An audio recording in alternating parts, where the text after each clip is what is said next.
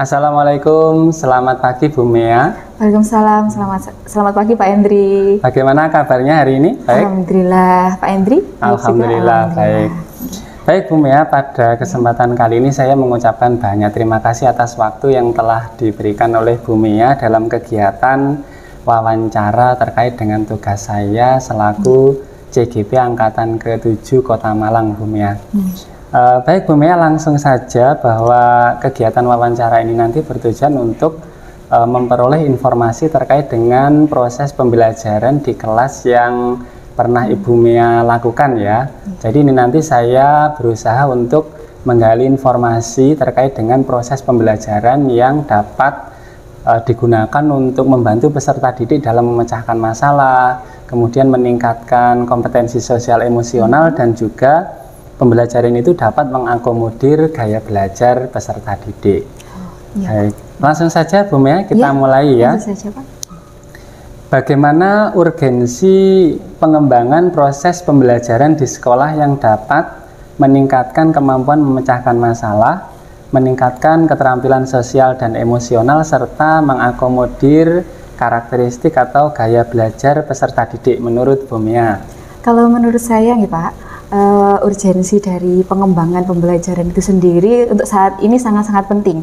Karena kita lihat yang pertama dari karakter siswa yang semakin beragam, kemudian gaya belajar mereka juga istilahnya perlu kita analisis bersama. Jadi kalau dulu kan kita masih itu ya Pak ya, dalam artian masih ke guru, masih fokus ke guru, sedangkan sekarang sudah student center, dalam artian kita harus istilahnya apa yang dimau oleh siswa. Jadi dari gaya belajar mereka sudah berbeda, kemudian karakter mereka berbeda, itu juga perlu kita harus menyesuaikan dengan itu. Jadi kita harus benar-benar menyiapkan, apalagi guru ya Pak, menyiapkan bagaimana sih anak-anak sekarang, apalagi kan masalah-masalah sudah banyak sekali yang berdekatan dengan mereka, bagaimana kita mendekatkan anak-anak dengan masalah itu sendiri, kemudian bagaimana anak-anak keluar dari individualisme, dari bagaimana mereka bisa berkolaborasi, bisa bekerja sama dengan temannya, bertanggung jawab dalam kelompok. Itu juga kita harus mengiring di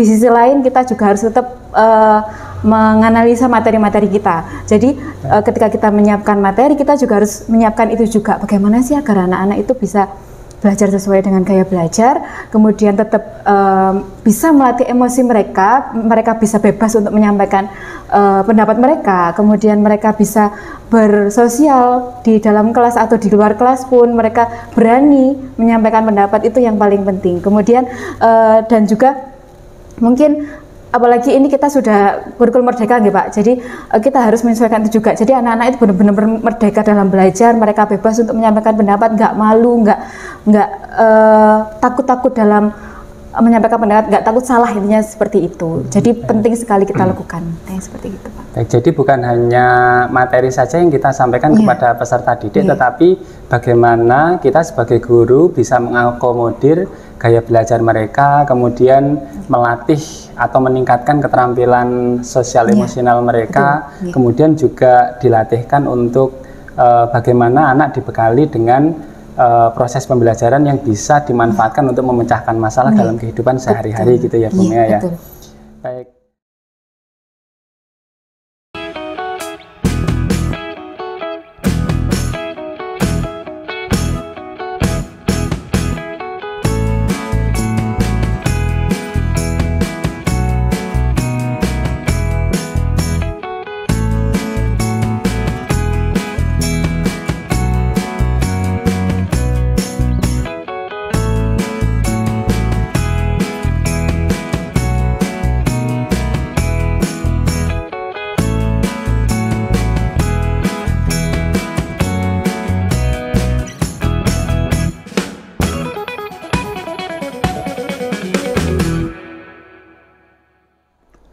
Assalamualaikum warahmatullahi wabarakatuh. Waalaikumsalam warahmatullahi wabarakatuh. Selamat siang Ale dan Kika. Selamat siang Pak. Bagaimana kabar kalian hari ini? Baik ya? Baik. Baik, terima kasih atas waktu yang telah diberikan kepada Pak Hendri. Pada kesempatan siang hari ini, Pak Hendri ingin melakukan wawancara dan curah pendapat terkait dengan pengalaman proses pembelajaran yang telah kalian ikuti di dalam kelas. Untuk efisiensi waktu langsung saja ya kita mulai kegiatan wawancara kali ini. Baik, menurut kalian proses pembelajaran di sekolah seperti apa yang dapat meningkatkan kemampuan dalam memecahkan masalah, kemudian meningkatkan keterampilan sosial dan emosional, serta dapat mengakomodir karakteristik atau gaya belajar peserta didik? Mungkin dari Ale dulu ya, silahkan Ale. Baik Pak.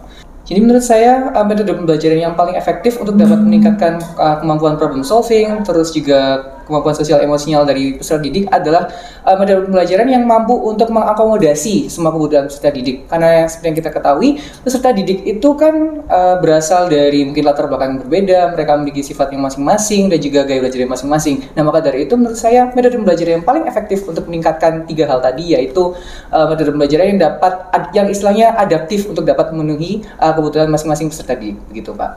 Baik, terima kasih. Jadi intinya problem solving yang bisa mengakomodasi kebutuhan peserta didik ya. Baik, terima kasih. Selanjutnya kalau menurut Kika bagaimana? Mungkin di sini saya ingin untuk menjabarkan dari Ale, menambahkan menurut saya seperti yang dikatakan Ale, jadi mungkin kita sebagai peserta didik itu memerlukan sebuah hal yang memang bisa mendasari kita, karena kita memang memiliki gaya belajar yang berbeda-beda, kemudian cara kita bersosialisasi juga beda. Nah, menurut saya dengan hal tersebut kita tuh mungkin dari yang simpel aja itu bisa mulai dari kerja kelompok sih Pak. Jadi kayak tugas kelompok itu menurut saya sudah bisa menjadi satu kesatuan di mana kita udah bisa berkomunikasi dengan yang lain, kemudian kita juga bisa problem solving, dan mungkin pembagian kelompok itu juga bisa dibagi melalui gaya pembelajaran itu. Jadi menurut saya dari kerja kelompok itu sebenarnya bisa, terutama apabila kayak kita lebih utamakan atau kita lebih fokuskan lagi. Berarti intinya di kerja kelompok dalam proses belajar, kemudian kelompoknya tadi didasarkan pada gaya belajar yang dimiliki oleh peserta didik gitu ya.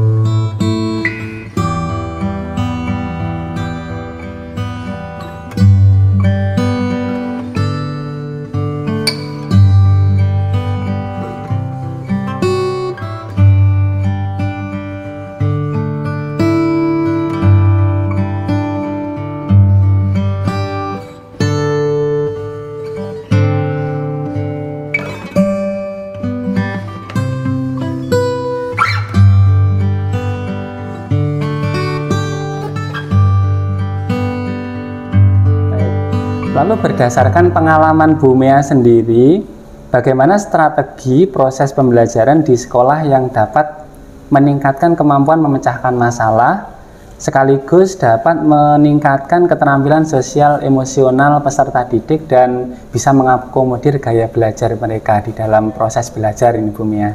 Kalau saya Pak, dulu itu pernah melakukan pembelajaran dengan strategi diferensiasi. Jadi diferensiasi ini saya diferensiasi dari segi konten, proses, dan produknya mereka.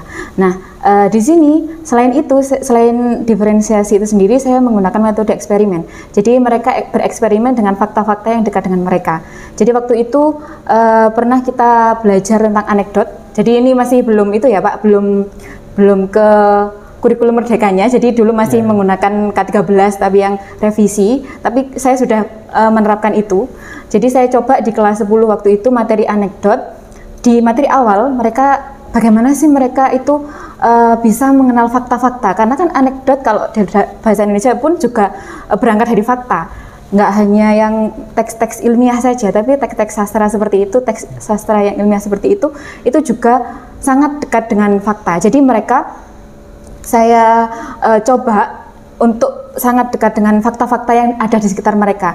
Kemudian saya sesuaikan dengan gaya belajar mereka. Yang pertama saya lakukan adalah dengan memberikan angket waktu itu. Angket, jadi saya ingin lihat bagaimana sih gaya belajar mereka. Jadi saya dari gaya belajar itu saya sesuaikan. Oh, nanti ketika proses pembelajaran, ketika mencari fakta misalnya, ketika mencari fakta saya sesuaikan. Oh, anak yang visual, mereka harus ngapain. Kemudian anak yang kinestetik, yang mereka nggak suka diam misalnya, jadi mereka saya dekatkan dengan fakta yang ada di sekolah. Jadi mereka mencari faktanya, masalah-masalah itu di sekolah kita. Sedangkan untuk visual kapan hari itu saya berikan berupa video, berupa masalah yang masih terjadi, jadi aktual, jadi benar-benar masih terbaru, benar-benar masih terjadi saat itu. Jadi nggak jauh-jauh dari fakta saat itu gitu loh Pak. Jadi strategi yang saya gunakan eksperimen, kemudian dan juga diferensiasi. Yang digunakan untuk memfasilitasi cara belajar yang mengakomodir gaya belajar peserta didik dan meningkatkan keterampilan sosial emosional serta melatih untuk memecahkan masalah dengan metode eksperimen dan diintegrasikan dengan pembelajaran berdiferensiasi ya. Baik. Selanjutnya terkait dengan aktivitas pembelajaran yang Bu Mea amati dalam proses pembelajaran yang pernah Ibu praktikkan. Aktivitas apa saja terkait pembelajaran di kelas yang dapat meningkatkan kemampuan peserta didik dalam memecahkan masalah, meningkatkan keterampilan sosial dan emosional, dan mengakomodir gaya belajar peserta didik? Nah, ini mungkin dari pertanyaannya Pak Hendri ini tadi lebih ke prosesnya ya Pak ya. Proses yang ada di dalam kelas ya. Prosesnya dari yang berbagai gaya belajar tadi saya kelompokkan dulu, anak-anak visual, anak-anak auditori, dan anak-anak kinestetik. Kemudian yang pertama ketika mereka mencari masalah, memecahkan masalah itu mencari masalah dulu kan Pak. Jadi anak kinestetik itu mereka mencari masalah yang berdekatan, apa sih yang bisa kalian kritisi dari permasalahan yang ada di sekolah kita. Entah apapun yang kalian dapatkan, tulis saja dulu. Jadi entah itu masalah tentang fasilitas, entah masalah tentang kedisiplinan, mereka bebas, sebebas itu. Jadi saya tidak membatasi mereka untuk mencari masalah atau topiknya berarti merdeka itu ya. Merdeka. Jadi tidak saya batasi apapun. Jadi apapun yang kalian dapatkan, kalian rasakan, apalagi kalian rasakan di sekolah ini. Kalian bisa tulis itu.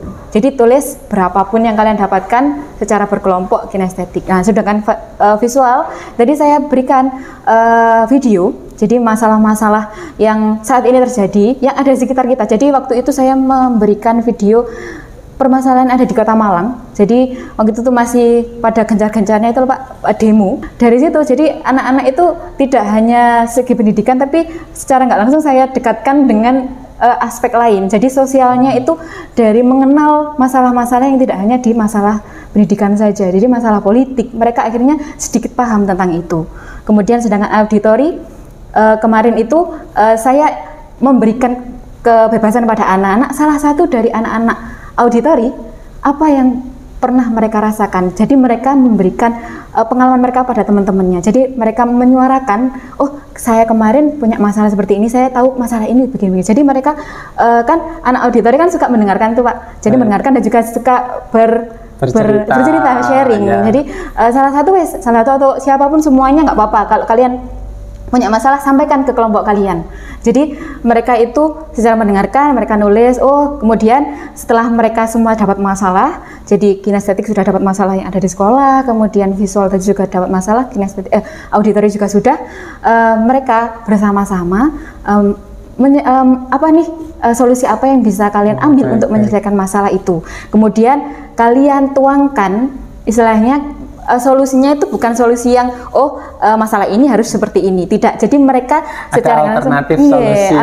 Alternatif solusinya nanti produknya itu berupa anekdot itu tadi, anekdot. Jadi anekdot itu kan bisa menjadi sebuah solusi tapi berupa sindiran, Pak. Jadi mereka berkreasi dengan membuat sebuah, boleh meme, boleh cerita anekdot, cerita boleh, narasi boleh, atau mereka membuat video boleh. Jadi yang berhubungan dengan masalah tadi, jadi solusi untuk menyelesaikan masalah itu apa, seperti itu prosesnya. Nah kemudian untuk yang tadi sudah menyelesaikan masalah, kemudian sosialnya tadi mereka berdekatan dengan masalah-masalah di luar sekolah ini, kemudian yang terakhir gaya belajar mereka insya Allah sudah sesuai dengan apa yang mereka sukai.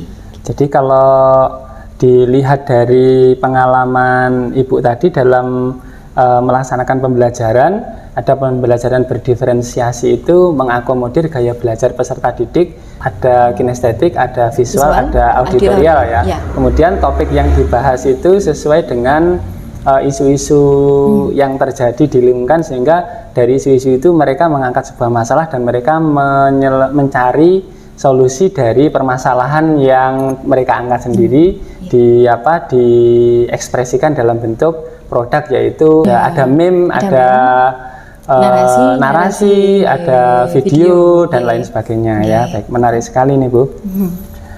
Baik Bu, selanjutnya terkait dengan situasi di dalam proses pembelajaran. Situasi apa yang dapat kita lihat dalam pembelajaran yang dapat meningkatkan kemampuan peserta didik dalam memecahkan masalah, meningkatkan keterampilan sosial emosional, serta mengakomodir gaya belajar peserta didik? Oke, kalau saya lihat dari situasi pembelajaran yang saya lakukan itu Pak, jadi anak-anak itu lebih antusias. Antusiasnya gini, mereka bisa bebas, dalam artian bebas mencari apa yang mereka ingin cari, jadi tidak ada batasan untuk itu. Kemudian mereka bebas menyuarakan solusi untuk masalah-masalah mereka yang mereka dapatkan. Mereka bebas berkreasi apa yang akan mereka nanti buat, jadi berupa produknya nanti mereka bebas, misalnya meme yang berupa apa, mereka bebas dalam bentuk apa. Mungkin meme-nya itu tokohnya hewan, tokohnya manusia, monggo silakan, saya tidak memberikan batasan itu. Jadi jadi mereka sebebas itu, jadi mereka itu lebih kreatif, jadi mereka lebih bisa menyalurkan kreativitas itu, jadi nggak terbatas. Jadi terlihat sekali dari proses pembelajaran ini bahwa kemerdekaan peserta didik itu sangat terakomodir ya dalam proses belajar ya. Betul, karena memang dalam proses pembelajaran itu kalau peserta didik terakomodir kreasinya, itu akan menjadi semakin berkembang dengan baik. Baik, lalu keterampilan apa yang harus dimiliki oleh guru Bu? Jadi keterampilan apa yang harus dimiliki oleh guru dalam melaksanakan proses pembelajaran yang digunakan untuk meningkatkan kemampuan peserta didik dalam memecahkan masalah, kemudian meningkatkan keterampilan sosial emosional dan mengakomodir gaya belajar peserta didik. Ini sepertinya mengarah kepada kompetensi guru ya Bu ya. Nah kalau menurut Bu Mea seperti apa ini? Kalau saya sih Pak ya, dari awal yang perlu dimiliki oleh guru adalah benar-benar harus bisa memahami siswanya. Jadi pendekatan emosional sosial gurunya sendiri dengan siswanya. Jadi dengan begitu anak-anak memberikan kenyamanan dulu nih ke siswanya. Anak-anak bisa nyaman belajar, kita enak. Kemudian kita dengan begitu kita tahu karakter anak-anaknya, kita bisa memilah, kita bisa membagikan anak-anak, oh ini bisa bagi ini. Mereka ikut, dalam artian mereka support untuk itu. Jadi kita harus benar-benar punya pendekatan emosional dulu kepada anak. Kemudian yang kedua, yang pasti sebelum pemahaman materi ya Pak, harus bisa mengerti gaya belajar anaknya dulu. Jadi mungkin bisa menggunakan tes, mungkin tes dulu, pretest atau apa, tes dulu anak-anaknya biar tahu oh gaya belajar anak ini seperti ini. Atau seperti yang saya lakukan kemarin, menyebar angket, itu bisa angket. Oh anak-anak diberikan pertanyaan bukan pertanyaan tentang materi, tapi pertanyaan-pertanyaan yang bersifat seperti pemantik gitu pemantik ya, saja gitu ya. Pemantik yang kebiasaan, apa kamu suka membaca novel fiksi, apa kamu suka apa aktivitas apa yang kamu suka, jadi keseharian mereka, jadi lebih ke itu bukan ke materi. Jadi dengan pertanyaan-pertanyaan yang sederhana itu kita bisa tahu nih, oh anak ini kinestetik, oh anak ini visual auditori dan yang lainnya. Kemudian yang terakhir pasti materi. Jadi pemahaman materi benar-benar sebelum, mungkin ini bekal untuk saya juga Pak, sebelum masuk kelas benar-benar harus memahami materi dan juga langkah-langkah pembelajarannya nanti. Jadi apa yang akan kita lakukan di kelas nanti. Jadi kita sudah tahu nih, kita sudah membagi anak-anak berbagai kelompok-kelompok. Nanti di kelas anak-anak mau kita apain? Kemudian kontennya apa? Kemudian nanti produknya terakhirnya mereka ngapain, kita juga harus tahu itu. Mungkin dari segi pendekatan emosional, kemudian gaya belajar, dan juga yang terakhir terutama materi itu sendiri. Yang harus jadi kalau saya simpulkan, jadi keterampilan yang harus dimiliki guru ini, kita sebagai guru harus memahami kondisi siswa, terutama pendekatan sosial emosional tadi ya. Terus yang kedua kaitannya dengan pemahaman terhadap gaya belajar murid, dan yang ketiga adalah penguasaan terhadap materi dan langkah-langkah dalam proses pembelajaran yang akan dilaksanakan di kelas ya Bu ya. Iya, betul Pak. Baik.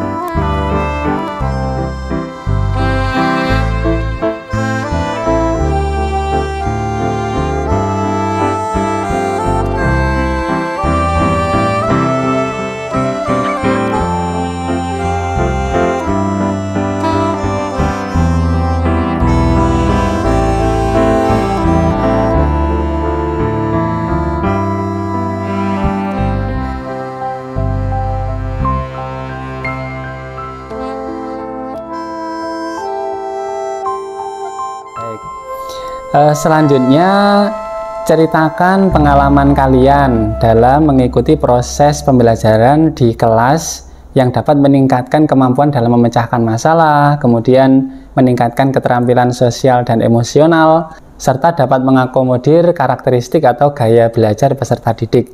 Mungkin dari Kika terlebih dahulu ya.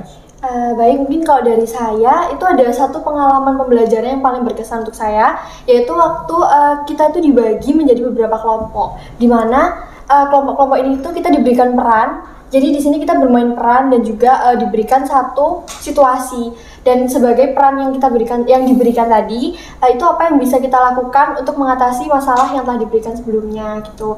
Kayak misalkan kita dibagi menjadi pemerintah, ada yang menjadi pemerintah, ada yang menjadi masyarakat, kemudian ada yang menjadi kepala desa, dan sebagai bagian-bagian itu kita menyelesaikan masalah itu bisa dari berbagai macam sudut pandang gitu.